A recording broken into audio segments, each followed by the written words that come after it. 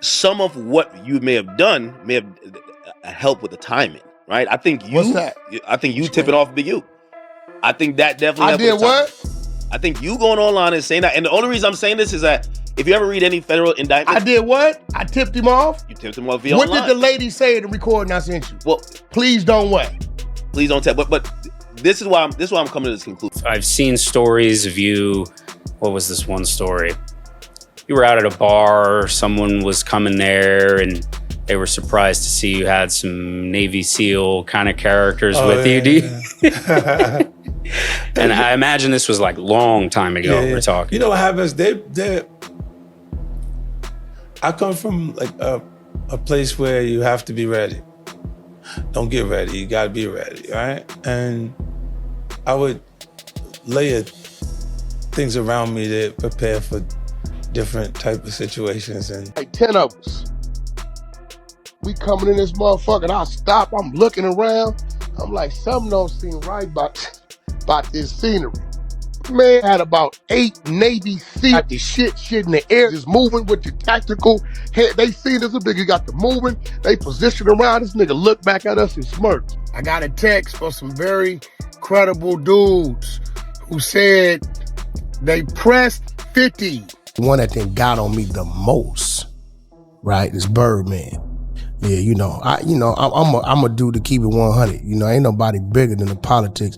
That's my brother, and we get on each other. But Birdman, out of everybody, Birdman had got on my ass, like, on me. He told me how dissatisfied he is. He said, I love you, you my brother. I ain't never going to... You know that. We done been in the trenches together. But God damn it, just the way Everybody seems to be gunning for Wack 100 right now. 50 Cent straight up called him out for allegedly snitching on Big U, and that drama supposedly played a part in Big U's indictment. There's even talk on the streets that Wack might have been wired up to trap other rappers too. But listen, before anyone catches feelings, let's keep it real. This ain't me throwing out wild accusations. I'm just breaking down what's already out there in the streets. So don't shoot the messenger. Now here's how it all kicked off. Wack 100 himself admitted it started with a phone call, a very specific and risky one. He didn't hit up Big U directly. Nope, he called Big U's wife, and what did he do? He warned her about a federal indictment that was supposedly coming down on Big U. Wack knew the exact moment the feds were gonna make their move. After you got the message, you hit up Big U's wife. You said, sis, 911. One sec, let me get Solo. And you gave him a heads up. What I tell him? You said, one sec, let me get Solo. He needs to leave. Bad. In caps, all caps. He needs to leave. I said so bad, right? Yeah, full bad. What the 600 said is 4 rolling 60 selling on it. All right, so Wack, let me ask you this. So that's what the 4 bad means. What you talking about? Let me ask you this, Wack. Go to talking. I just sent you a clip. Play the clip. You gonna hear the people saying, don't say nothing. Don't tell nobody nothing. Don't say nothing.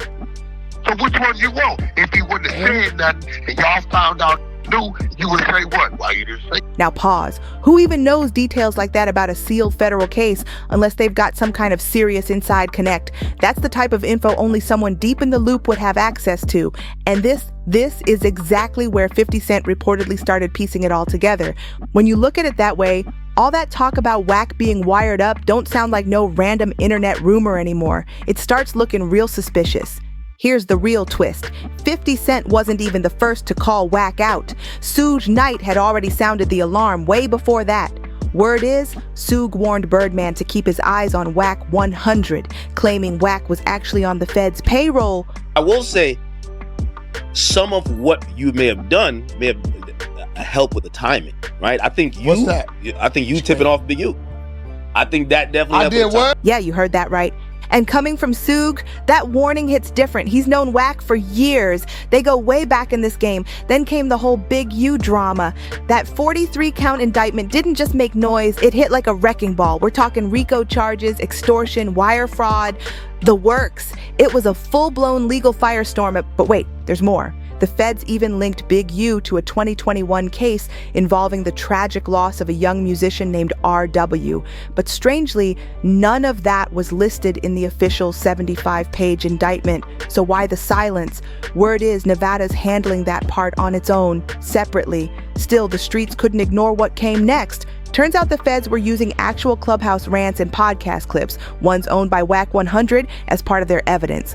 That's when DJ Academics caught wind of it. And he didn't bite his tongue either. In an interview, he said directly that he believes Wack tipped off Big U. I think that definitely I did what now? Plus, you're saying certain I know you spoke to, or you had some information from the fam.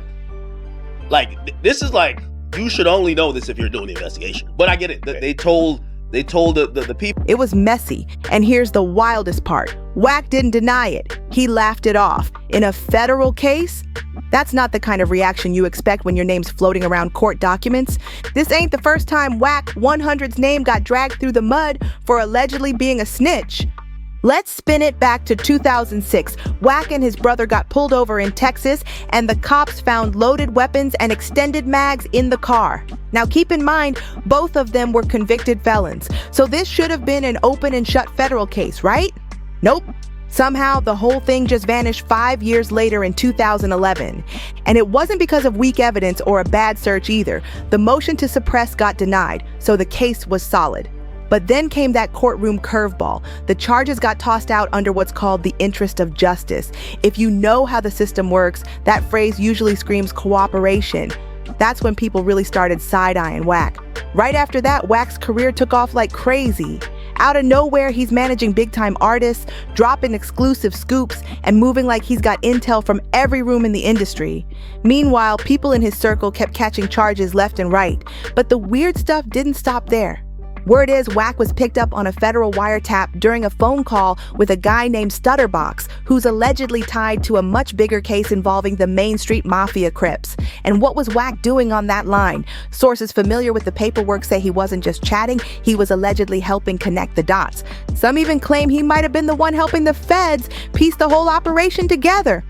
60. Hey, what's Stutterbox? Man, put that on Pyro. But That on Pyro. That's gonna be another story we gonna talk about later. What's Stutterbox got to do with something? I'm talking about that paperwork. You know exactly what I'm talking about. You saying I'm on paperwork? Yeah. Bro, am I lying? Put that on Pyro, you not. Wax on paperwork? Put that on Pyro, you not. Put that on 6-0 Wax on paperwork. 6-0 you on paperwork. Put that on Pyro, you not. Put that on he put it on 6-0 on episode 60. Put that on Pyro that you're not on that case. Produce it. Put that on Pyro that you're not on that case. You know I'm the one got told on, Put right? that on Pyro that you didn't make statements. I ain't on none of them cases. Put that on Pyro, you didn't make statements. And let's not forget, this ain't the first time whispers like this have floated around him. Remember when he and Birdman were rolling tight? They even ran Cash Money West together. Everything started shifting when Wack 100 made the bold move to manage Tekashi 6999. For someone already being whispered about for federal ties, linking up with Six. In an interview, Wack even admitted that Birdman pressed him about the whole situation. Birdman didn't make it a public scene, but folks could tell. His vibe changed. He kept his distance and moved different. And in this game, that says everything. One that then got on me the most, right, is Birdman. Yeah, I'm a dude to keep it 100. Ain't nobody bigger than the politics. That's my brother, and we get on each other. But Birdman, out of everybody, Birdman that got on my ass, like, on me. He told me how dissatisfied he is. He said, I love you, you my brother. I ain't never going to. You know that. We done been in the trenches together. But God damn it, just the way I... Now here's where it all circles back to 50 Cent. Wack manages the game and everyone knows the history there. 50 and Game's beef was legendary. But instead of cooling things down, Wack fanned the flames. He hit platforms talking slick, taking direct shots at 50, saying wild stuff like 50 ain't from the streets no more, and claiming he's protected by the industry now. Wack even pushed it further, saying 50 has to check in every time he steps foot in LA, basically hinting that without that West Coast pass, 50 ain't safe. That's serious talk in street circles. But Wack didn't stop at just words, he brought receipts. He said him and his crew rolled up to the SLS hotel trying to confront 50 face to face. Right by the Beverly Center, we thought we did. Somebody called us, told he was up there. I got up there. He came in. How deep were you? About 15. 15 people. Yeah, we wasn't that deep. But according to Wack, the scene was crazy.